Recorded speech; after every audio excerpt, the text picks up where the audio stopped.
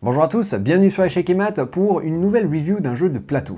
La dernière fois on s'est intéressé à The Seventh Continent, aujourd'hui on s'intéresse à un jeu très lugubre, beaucoup plus lugubre, mais qui par hasard est également sur Kickstarter, il s'agit de Monster Slaughter. Alors on va allumer la lumière pour le reste de la vidéo et s'intéresser à ce jeu que Ankama m'a envoyé. Vous savez que Ankama c'est cette sorte d'empire transmédia avec tout ce qui est Wakfu, Dofus et tout, mais aussi pas mal de jeux de plateau qui font, ils m'en ont envoyé quelques-uns, notamment celui-ci. Alors c'est assez stylé parce que ça c'est un prototype, alors vous allez voir que c'est pas exactement ce que vous aurez si vous achetez le jeu ou si vous le soutenez sur Kickstarter, mais moi j'adore cette idée d'avoir un prototype, de voir un petit peu ce qui se passe pendant le développement. Alors, vous vous souvenez peut-être de tous ces stéréotypes des films d'horreur des années 80, où vous avez une cabane au milieu des bois avec un groupe d'ados, et ils sont attaqués par des monstres.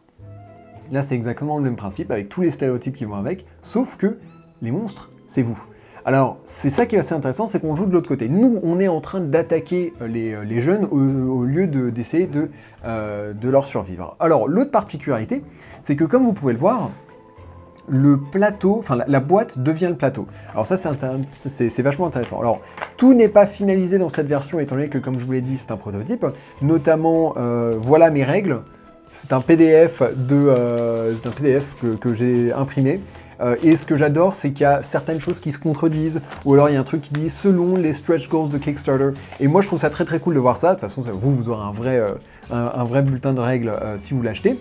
Et l'autre chose, c'est aussi que si vous regardez les petites figurines, en fait, moi j'ai juste des découpes de carton. Il n'y avait plus assez de figurines pour m'en envoyer, mais évidemment, en fait, vous aurez les figurines qui sont dépictées là-dessus. Voilà, donc les petits détails comme ça. Mais du coup, comme vous pouvez le voir, quand on sort tout de la boîte en elle-même devient la maison.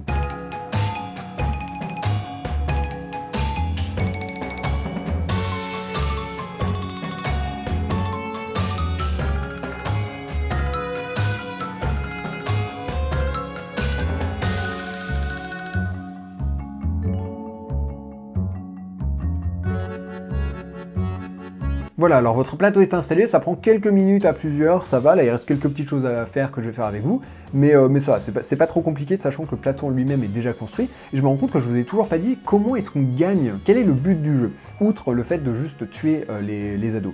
En fait, le but, vous allez gagner des points en attaquant, en faisant des dégâts, vous allez gagner plus de points en les tuant, mais surtout vous allez gagner beaucoup de points si vous les tuez, ou s'ils meurent du moins, dans l'ordre que vous aviez prédit.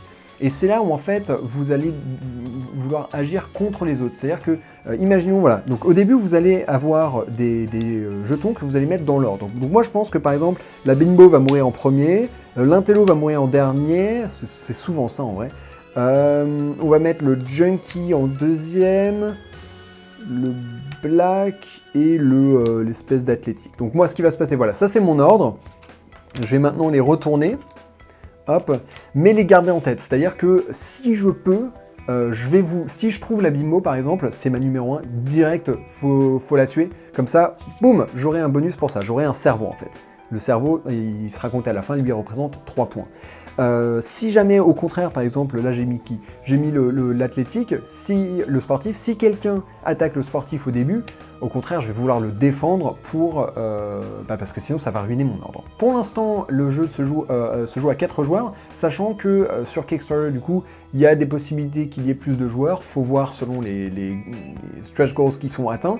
Notamment, il y a apparemment la possibilité d'avoir peut-être un 5e joueur qui pourra joindre dans la partie, et également là pour l'instant vous avez les golems, les zombies, les vampires et les loups-garous.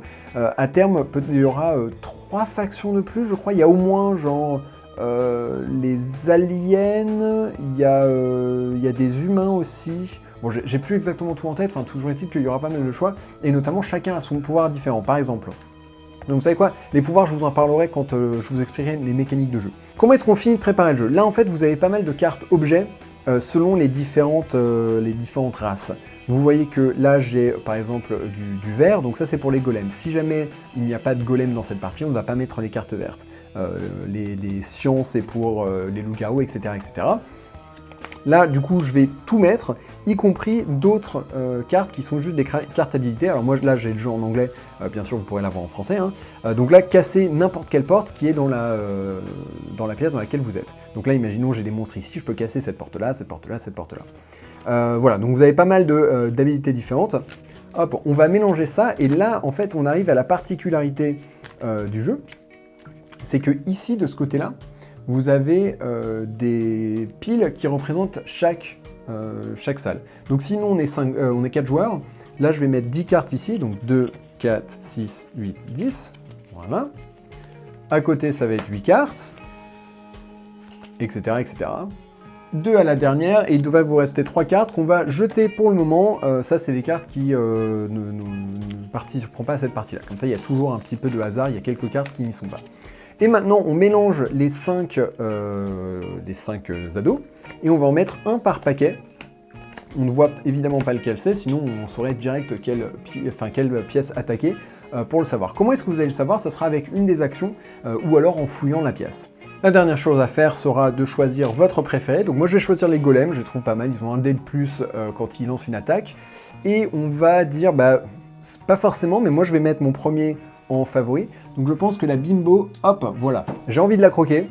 Et si je le fais, j'aurai un bonus, j'aurai du sang, hop, qui vaut 5 points il me semble. Donc 5 points c'est beaucoup, sachant que je crois que le maximum qu'on a eu c'est 35-40 sur 4 parties je crois. Donc voilà, donc ce qui va se passer c'est que moi je vais prendre mes 3 cartes golem, je vais les mettre devant moi. Et c'est assez important de les avoir parce que déjà ils ont des nombres d'actions et de dés différents. Donc là vous voyez que la mère a 2 actions 3D, le père a 2 actions 4D à chaque fois, et le petit a 3 actions et 2D à chaque fois. Donc voilà, c'est un petit peu différent. Et l'idée, c'est que à chaque fois, vous allez pouvoir en utiliser un, le retourner. Vous n'allez pas pouvoir le réutiliser tout de suite, il va falloir attendre que les 3 aient été utilisés. Donc vous ne pouvez pas bouger un mec juste à côté et au tour d'après attaquer avec, il faudra bouger quelqu'un d'autre. Donc moi je prends les golems, imaginons que c'est moi qui commence, et j'ai le droit à... Bah, j'aime bien commencer avec le petit, parce que ça me donne 3 actions. Donc je vais commencer... là vous choisissez dans quelle carte vous voulez commencer en fait. Moi je vais commencer... ici c'est pas mal, j'ai accès à 2 pièces, mais une seule porte par contre. Et en fait vous avez 6 actions que vous pouvez faire à chaque fois. Vous pouvez vous déplacer, vous pouvez attaquer, donc jusque-là facile. Vous pouvez fouiller, donc ça veut dire que vous allez jeter un nombre de dés et tirer le nombre de cartes qui correspond à vos succès. Vous pouvez regarder par la fenêtre, ça vous permet de regarder la première carte si vous avez accès à une fenêtre, et ça c'est très très important, vous allez bientôt voir pourquoi. Vous pouvez casser une porte, et vous pouvez faire peur à un ado qui du coup va se barrer. Ça peut être pas mal. Si vous avez quelqu'un qui veut l'attaquer, vous ne voulez pas qu'il soit attaqué, vous lui faites peur pour qu'il aille se cacher ailleurs. Donc moi je vais commencer par regarder dans la cuisine, tiens, la cuisine du coup. Et pourquoi est-ce que je regarde avant? Parce qu'en fait au moment où on casse une porte, on va mélanger la pile. Ce qui veut dire que si jamais là je rentre direct dans la cuisine, je pourrais pas savoir où est l'ado, parce que l'ado c'est la première carte. Donc pour l'instant c'est très facile de savoir qui c'est. Une fois que ça a été mélangé, ça ne va pas être aussi simple. Donc lui il a que 2 dés. On va regarder, eh ben non, si je regarde par la fenêtre je lance pas de dés. Donc hop, la cuisine, et c'est le sportif. Le sportif, pour moi il est très loin, il est en 4ème, donc je ne veux surtout pas le déranger pour ainsi dire. Je vais par contre regarder dans le salon aussi. Donc ça fait ma 2e action sur 3, je vous rappelle. Là, j'ai l'espèce de junkie que j'ai mis en 2e position. Ça peut être pas mal, ça, par contre. Et j'ai également un déplacement gratuit. On a toujours un déplacement gratuit. Moi, ce que je pense que je vais faire, c'est que je vais me déplacer... Ou sinon, je casse une porte et je me déplace là. Ça va cacher la personne qui est là. C'est pas mal. On va cacher cette personne-là. Après, on pourra peut-être rentrer là et aller voir ailleurs, sachant que, évidemment, d'ici mon prochain tour, d'autres personnes en auront joué. Donc je vais casser la porte, donc moi je lance 2 dés, il me suffit d'avoir un succès pour casser la porte, et c'est bon, donc hop, je récupère la porte, ça vaut 1 point, c'est ma 3e action, et avec mon déplacement gratuit, je rentre dans la pièce. Vu que j'ai cassé la porte, par contre, on mélange ce paquet. Hop, donc voilà, maintenant, pour les autres, ça va être très difficile de savoir qui est là-dedans sans venir fouiller. On va imaginer que d'autres personnes jouent et que par exemple on a un papa qui se retrouve là avec cette porte cassée, on a un gamin qui se retrouve, je sais pas, ici aussi, et qui a cassé 2 portes, donc voilà, ils ont 2 points. Et qu'au fur et à mesure, on a découvert, je sais pas, voilà, le junkie a été découvert dans le salon. Hop, dans ce cas-là, sa figurine est amenée dans le salon en elle-même, mais tout n'est pas perdu pour moi qui veux que quelqu'un d'autre meure en premier. Pourquoi? Parce que, imaginons, voilà, c'est de nouveau mon tour. Non, d'ailleurs, il manquerait, voilà, le loup-garou, il est ici. Je peux dire, bon, bah, la mère, je la fais commencer ici. Elle va se déplacer là, donc déplacement gratuit, et je vais faire peur au junkie. L'intérêt de lui faire peur, c'est que il peut... il va partir, et donc quelqu'un qui veut le tuer en premier ne va pas pouvoir. Donc là, je vais lancer 3D. Hop, parce que c'est sa particularité à la mère. Et j'ai eu 2 succès, donc il va bouger 2 fois. Ça m'arrange pas, j'aurais voulu 1 ou 3. Parce que là, ça fait 1, 2, il reste à l'extérieur, il va pas être caché. Tiens, le flic, il est pas là, hein, c'est un personnage en plus. 1, 2, non, il y a quelqu'un. Oh, c'est vraiment pas idéal en fait, 2. Je vais l'amener là. C'est pas idéal, parce qu'il peut pas se cacher en fait. Quand il est dans une pièce dans laquelle il n'y a pas de monstre, il peut se cacher, là c'est pas le cas. Donc quelqu'un va... Oh non, quelqu'un va pouvoir le tuer. Bah en fait, ça sert à rien, donc on va l'amener, disons là. Mais ça ne sert pas à grand chose ce que je viens de faire. Par contre, imaginons que j'ai eu des cartes. Hop. Ok, bon, j'ai un objet qui est pas mal en plus, et en plus qui est pour les loups-garous. Je vais vous dire ce que ça change. Donc si, par exemple, le loup-garou a envie de tuer justement le junkie, lui il va arriver et faire, par exemple, un déplacement gratuit avec la mère, et il va attaquer 2 fois. Alors, sa première attaque, je vais dire non, non, non, non, non. Moi, je te mets cet objet-là. Cet objet-là, du coup, ça veut dire que je vais jouer 3D pour le défendre, plus un bonus si c'est une carte spécifique au loup-garou. Là, en l'occurrence, c'est le cas. Donc là, je vais lancer 4D. Donc, faut le faire. Donc là, lui, il va lancer 3D en tant que loup-garou. Hop. Donc, bah, je vais lancer les 2. Hein. Voilà, le loup-garou lance 3D. Il a 2 succès. Moi, je lance 4D. J'ai 3 succès plus son pouvoir. Ça, j'oublie toujours ce que c'est. Il a 1 dé en plus. Ah ouais, d'accord, donc hop, il est où le dé? Voilà. Boum. Alors, j'ai pas eu de succès en plus. C'est pas grave parce que là, j'ai un succès de défense de plus que d'attaque. Ce qui veut dire que l'attaquant va même se faire éjecter. Si jamais c'était juste... Enfin, si jamais il y avait eu plus de dés de dégâts ou d'attaque, il aurait perdu un nombre de points de vie équivalent. Si c'était égalité, il se passe rien. S'il y a plus de défense que d'attaque, l'attaquant se fait éjecter, c'est lui qui choisit où. Donc par exemple, il va dire ah, bah, je rentre dans la maison. Donc imaginons qu'au fur et à mesure, le vampire a par exemple découvert qu'il y avait la bimbo dans la salle de bain. Donc la bimbo, on la pose là. Maintenant, il me reste juste le père. Là, je suis un peu mal parce que j'ai un déplacement gratuit et 2 actions. Sauf que il me reste que lui. Les 2 autres, hop, la mère et le fils sont utilisés. Regardez, si je pars d'ici, je peux faire une action gratuite, une action et je peux attaquer qu'une seule fois.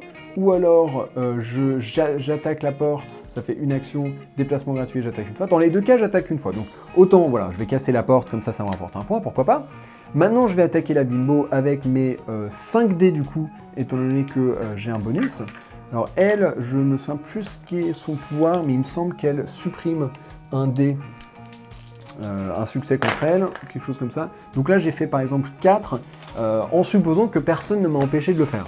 Ah oui, c'est ça. Sauf que elle annule un de mes succès, donc je n'ai que 3 succès. Et là, regardez ce qui se passe, c'est que du coup, elle, qui est rouge, elle passe à 1 point de vie. Donc là, par contre, je l'ai fait baisser de 3. Donc je vais prendre 3 morceaux de viande. Hop, hop, hop. 3 morceaux de viande là que je vais mettre à côté de moi. Donc ça va comptabiliser pour moi à la fin. Par contre, je la tue pas. C'est dommage parce que c'est ma préférée, donc j'aurai un bonus de sang, j'aurai l'os parce que je la tue, en plus j'aurai le cerveau parce qu'elle est tuée en premier, mais peut-être que derrière, le vampire veut aussi la tuer en premier, va la tuer, donc par exemple, pouf, donc lui il va gagner 1 de viande parce qu'il a fait 1 de dégâts, il va prendre 1 os parce qu'il l'a tué, il a fait le coup fatal, peut-être, enfin c'était pas son préféré donc du coup il a pas de sang, et là tout le monde va révéler où il a mis la pom-pom girl. Donc là, en l'occurrence, moi je l'ai eu en premier, peut-être que lui aussi. Et donc toutes les personnes qui ont la position juste vont prendre un cerveau. Et le cerveau, ça vaut 3 points, je crois. Donc c'est quand même pas mal. Donc là, même si c'est pas moi qui ai donné le coup fatal, je récupère quand même mes points parce que j'avais prédit que ce serait elle la première à mourir. Donc là, vous avez le gros du jeu, et la seule exception, c'est que tous les tours, en fait, on va avancer la lune, voilà, de minuit, 1h, 2h, etc. À chaque fois qu'on arrive sur un chiffre rouge, ça veut dire que vous avez utilisé tout le monde, c'est tous les 3 tours, donc vous allez pouvoir, hop, retourner tout le monde et dire, ça y est, je peux de nouveau utiliser qui je veux. Donc ça peut être pas mal. Et en fait, également, à chaque fois, il va y avoir une carte spéciale, il va se passer quelque chose de spécial pendant ce tour-ci. Donc là, par exemple, pendant son tour, chaque monstre peut utiliser le pouvoir d'une autre famille en plus du sien. Donc imaginons, voilà, le pouvoir donc, des vampires, c'est de lancer un dé de plus quand ils fouillent une salle. Moi, je vais pouvoir venir, par exemple, et dire, bon bah, moi je suis un golem, mais je veux utiliser leur pouvoir, je vais lancer un dé de plus quand je vais fouiller. Par contre, bien sûr, je pourrais le faire que pendant un seul tour. Quelqu'un d'autre qui attaque va pouvoir dire, ah bah moi je veux le pouvoir du golem, lancer un dé de plus d'attaque. On a les loups qui ont 2 déplacements gratuits au lieu d'un, et on a les zombies qui, il leur faut 2 dés de différence pour se faire éjecter d'une salle, et pas juste une. Là-dedans, vous avez plein de choses qui vont rendre les tours uniques, et vous avez également, par exemple, le flic. Ce personnage-là, en fait, va agir, va se déplacer, il me semble, pour essayer d'aider les autres, et en fait, la partie ne peut pas se terminer tant qu'il n'est pas mort. Ou alors, juste quand on arrive à 8h du mat, ça y est, la partie est terminée, et on comptabilise le nombre de points, même s'il y en a certains qui ont survécu. Voilà une explication un petit peu foireuse du jeu, je pense que la prochaine fois, il faudra que je le fasse avec quelqu'un. Pour Seventh Continent, c'était facile, c'est un jeu qui peut jouer tout seul. Celui-là, non, donc j'ai dû un petit peu simuler les tours des autres. Heureusement que j'y ai joué un certain nombre de fois. La particularité de ce jeu, je trouve, que j'aime beaucoup, outre le style, l'esthétique, l'esprit un petit peu du jeu que j'aime bien, c'est le fait que selon le nombre de joueurs et selon la chance, tout simplement, de tomber ou pas sur les gens qu'on veut dès le début, les parties sont complètement différentes. La première partie que j'ai faite, c'était avec ma femme, on n'était que 2, et direct, on a trouvé chacun les gens qu'on voulait tuer en premier. Donc du coup, premier tour, on a direct commencé à attaquer, deuxième tour, il y avait les premiers morts, etc. C'était très rapide, et je crois qu'à 4h du mat, ouais, je pense 4-5h du mat, tout était fini alors qu'on n'était que 2. On en a refait une autre alors qu'on était encore une fois que 2, et on est arrivé à 8h du mat, on n'avait pas tué tout le monde, parce qu'en fait, on n'arrêtait pas de découvrir des ados, mais on voulait pas les tuer. C'était pas eux notre but. Et du coup, on voulait essayer de les cacher, parce que c'était peut-être le but de l'autre. Donc ça ralentit un petit peu la partie comme ça. Et sinon, on est aussi joué à 3 et 4 joueurs, et c'est complètement différent, parce qu'à 4 joueurs, il se passe n'importe quoi. Tout le monde a sa propre idée, son propre objectif, et ça part dans tous les sens. Faut également, c'est plus difficile de prévoir aussi, parce qu'il faut se dire, bon bah il y a 3 personnes qui vont jouer, peut-être que j'ai envie que les personnes qu'ils attaquent meurent, mais j'ai pas envie que ce soit eux qui les tuent. Donc par exemple, je vais peut-être défendre un petit peu, je vais mettre des cartes qui vont me permettre de les défendre, ils vont pas réussir à les tuer, comme ça quand ce sera mon tour, ils l'auront juste assez affaibli pour faire le coup fatal. J'aime bien ce concept d'avoir des objectifs en commun, mais on ne s'aide pas vraiment, c'est certainement pas un jeu coop. Et pour le coup, le fait également qu'on ne puisse pas agir directement sur les actions des autres. On peut agir que de quelques façons. La première, ça va être de mettre une carte objet, comme celle-là, voilà, donc là je vais pouvoir, si quelqu'un attaque, je dis bah non, moi je lui file une croix, il va pouvoir se défendre, et je vais lancer des dés pour lui. On a également pas mal de pouvoirs qu'on va pouvoir acquérir, qui vont, pouvoir donner des avantages. Là, par exemple, on peut switcher la position de 2 monstres qui sont du même type, donc je peux échanger un enfant avec un autre enfant. Donc peut-être que le vampire avait mis son enfant genre juste là en disant « Yes, au prochain tour, je vais pouvoir l'attaquer ». Et moi, en fait, mon enfant, ils sont impossibles à rendre. Voilà, il est là. Les golems sont tellement moches qu'on n'arrive jamais à savoir lesquels sont lesquels. Moche dans le bon sens. Hein. Du coup, je vais pouvoir... et ben non, en fait, on les inverse. Il y a pas mal de cartes comme ça qu'on peut jouer que à son tour, mais qui sont assez sympas, qui vont rajouter des déplacements. Si moi, par exemple, je fais mon calcul en me disant c'est bon, le vampire pourra jamais l'atteindre ce tour-ci, ou du moins, il pourra attaquer qu'une seule fois, je pourrais le contrer. Et là, en fait, il débarque avec une carte plus de déplacement. Il arrive, ou plus une action, et je fais bon bah c'est mort, il va pouvoir se faire plaisir ce tour-ci. et il va tuer ma cible, peut-être. Voilà donc un petit résumé de Monster Starter qui est sur Kickstarter jusqu'à la fin du mois. N'hésitez pas à aller le soutenir, même si lui il sera en boutique par la suite. En tout cas, j'ai vraiment hâte de voir les autres pouvoirs, par exemple des autres espèces qui vont venir. Et puis nous, on se retrouve très très bientôt pour de nouvelles vidéos qui vont sans doute faire moins peur que celle-ci, parce qu'elle était très effrayante, n'est-ce pas? Et non, comme d'habitude, n'hésitez pas à me dire ce que vous voulez voir sur la chaîne. Là, je suis en train de bosser sur un prochain Lego pour dans 2 semaines. Et je commence à réfléchir à du jeu de rôle. On a un petit groupe qu'on est en train de lancer pour une mini-campagne qui va durer peut-être une 30aine d'épisodes. Oui, pour du jeu de rôle, c'est une mini-campagne. Pour le reste, tout est toujours sujet à changement, à évolution, mais rien ne pourra être fait de très ambitieux tant qu'on n'aura pas 10 000 abonnés. N'hésitez pas à en parler autour de vous. Sans les 10 000 abonnés, on ne peut pas aller au YouTube Space, et pour l'instant, c'est le studio le plus facilement accessible. Donc voilà, n'hésitez pas à en parler autour de vous. Dès qu'on a les 10 000 abonnés, on va pouvoir faire des journées de tournage et tout, faire pas mal de jeux. Et de manière générale, je pense que j'ai envie de faire pas mal de petites parties à vous présenter. Est-ce que vous voulez que tous les jeux que je fais en partie comme ça, je les ai présentés avant, ou est-ce que je peux juste faire des parties comme ça et vous les expliquer un petit peu à l'arrache dans la vidéo? N'hésitez pas à me donner votre avis, et nous on se retrouve très très bientôt pour de nouvelles vidéos sur la chaîne. Allez, à très bientôt, bye bye.